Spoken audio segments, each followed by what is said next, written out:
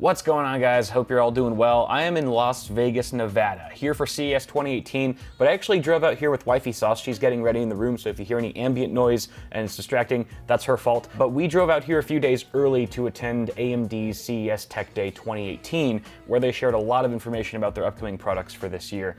It's very exciting stuff. There's a lot of info, so I've tried to trim as much fat as possible just to curate all the information that I figured you guys would be most curious about.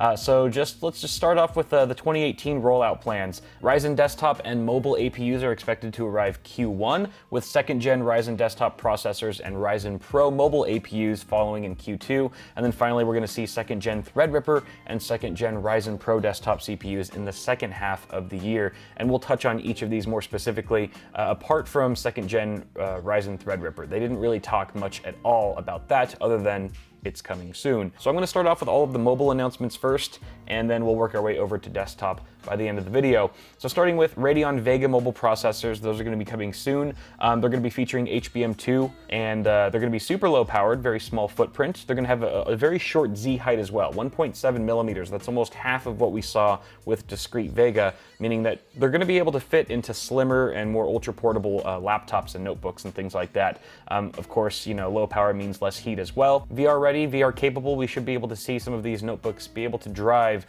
pretty nice VR experiences, whether it be, you know, the Oculus Rift or the HTC Vive. 300 certified FreeSync displays to choose from. We should be seeing more FreeSync 2 monitors become widely available in 2018. Radeon will support HDMI 2.1, so we'll be able to get nice variable refresh rate technology out of our Vega mobile processors. And unfortunately, there was no word of any desktop Vega being fit into mobile devices. So it looks like for the foreseeable future, if you want super high-end mobile graphics performance, then you would still be going with Team Green for now, but mobile Vega is at the very least going to offer much lower cost and less power consumption and heat as well. Moving on to Ryzen mobile APUs. They didn't really say or throw around the acronym APU very much. They would just say Ryzen mobile processors with Radeon Vega graphics. But for just the sake of convenience, I'm just going to call them APUs, whether they like it or not. So we saw the Ryzen 5 2400U launch late last year, just in December, and it had pretty nice gaming performance, especially compared to the Intel integrated graphics. And we have even more Ryzen mobile APUs to follow for this year, starting with the Ryzen 3 2200U. This is going to be a 2-core, 4-thread part with a base clock of 2.5 gigahertz and a max boost of 3.4. 3 compute units, a max GPU clock of 1000 megahertz, 5 megabytes of L2 and L3 combined cache, and a 15-watt TDP. Just for the record, all of these chips that I'm about to list off here have a TDP of 15 watts, so I don't have to keep repeating that. Ryzen 3 2300U is going to have 4 cores and 4 threads. We're going to see a base and boost of 2 gigahertz and 3.4 gigahertz respectively, 6 CUs, max GPU clock of 1100 megahertz, 6 megabytes of L2, L3 cache, and we did see a demo of that chip running Wolfenstein 2 at 1920 by 1080 on an HP Envy 360 notebook. Again, it's a 15-watt notebook. It looked really fluid from, you know, what I could see from my seat looking at the giant projector. And this is, again, with no discrete GPU. This is all off of the integrated Vega graphics on these new APUs, which is pretty impressive. The Ryzen 5 2500U is going to have 4 cores and 8 threads with a base and boost of 2.0 gigahertz and 3.6 gigahertz respectively.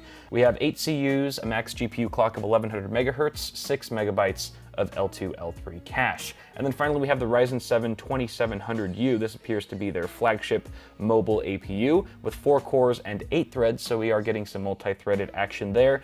Base clock of 2.2 gigahertz with a max boost of 3.8.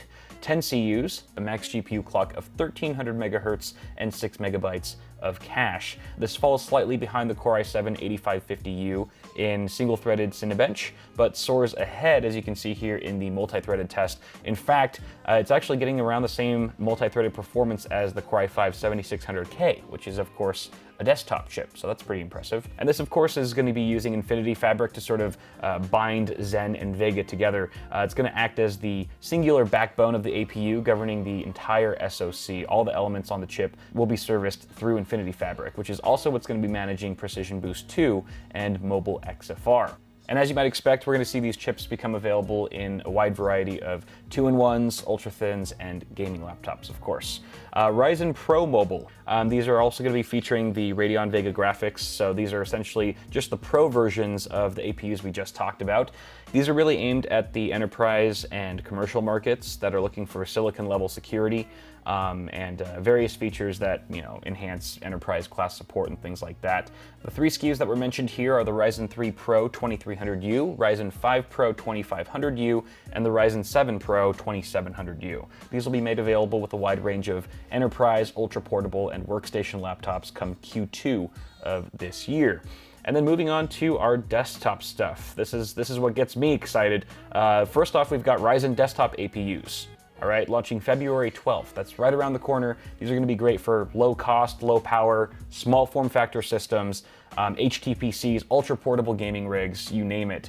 So these are going to be pretty exciting. Ryzen 5 2400G is going to have 4 cores and 8 threads. We have a base and max boost clock of 3.6 and 3.9 gigahertz respectively, 11 CUs, max GPU clock of 1250 megahertz, 6 megabytes of L2, L3 cache, up to a 65-watt TDP, and a price of $169 US.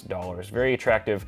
This doubles the graphics performance of the Core i5-8400 in Time Spy. Also matches the performance of an 8400 and a GT 1030, which is of course a discrete GPU. And that is to say that you're getting about the same performance as something that has higher TDP and is going to cost you quite a bit more.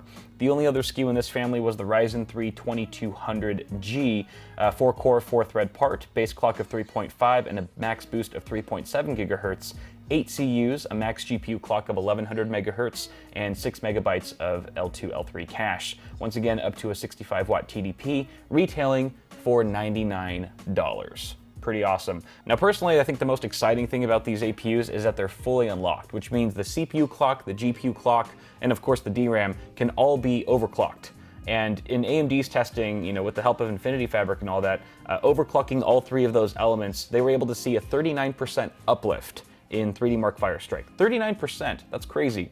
They even had some fun just for the lulz, and they tried overclocking it with LN2 overclocking on an APU, and the GPU clock actually hit 2 gigahertz, which is freaking insane. So these things are going to be a lot of fun to play with. I can't wait to get my hands on them for testing, and it definitely sounds promising for gamers who are on a more conservative budget, or if you're just looking for something like an HTPC. Rest assured, there will be many builds with these APUs, at least on this channel.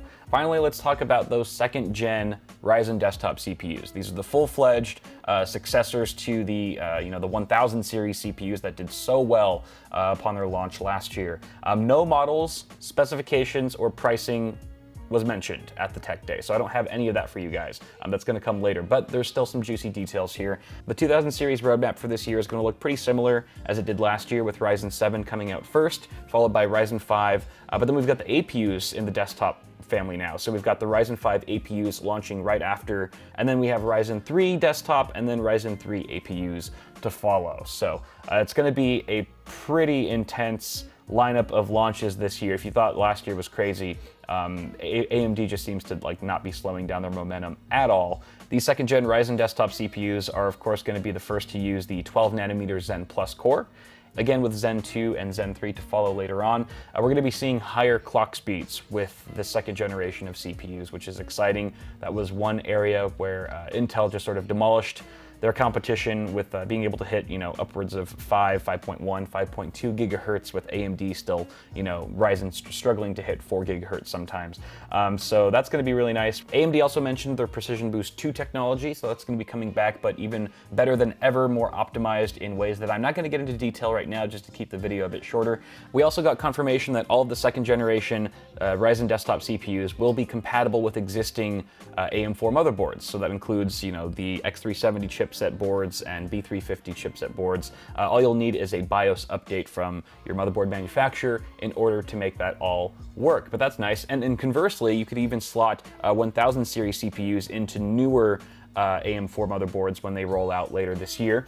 That's going to include boards on the X470 chipset. That's the brand new one that's going to have some nice features that they didn't really get into exactly what features that chipset's going to come with. And there was also no mention of potentially cheaper B450 boards, but I would have to imagine that those are also going to be coming soon. As for the X470 boards, those are going to be arriving the same time as the second generation desktop CPUs in April of 2018. And last but not least, AMD was very proud to announce their Wraith Prism because more RGB is how they phrased it. This is of course going to feature per LED color control around the ring, illuminated fan blades, enhanced motherboard compatibility, and there's even a dark mode for all of you RGB heathens out there.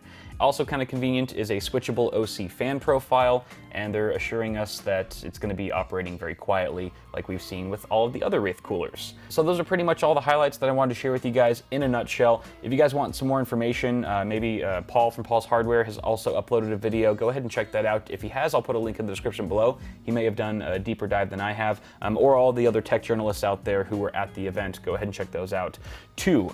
This is really exciting stuff though. AMD has a lot of things on the horizon. And you know, I think Intel's going to have their work cut out for them just as much this year, if not more so than they did in 2017. And of course, more competition is always good for consumers at the end of the day. On a final note, be sure to stay subscribed or get subscribed if you're not already so you don't miss any of the CES coverage. CES starts in 2 days, so I'll be pumping out a lot, dozens of videos, or at least a dozen or so videos of the event, so it should be very exciting as well to see what all the other vendors, apart from AMD, are going to be coming out with later this year. But guys, thanks so much for watching. Stay tuned for more coming soon, and I will see y'all in the next video.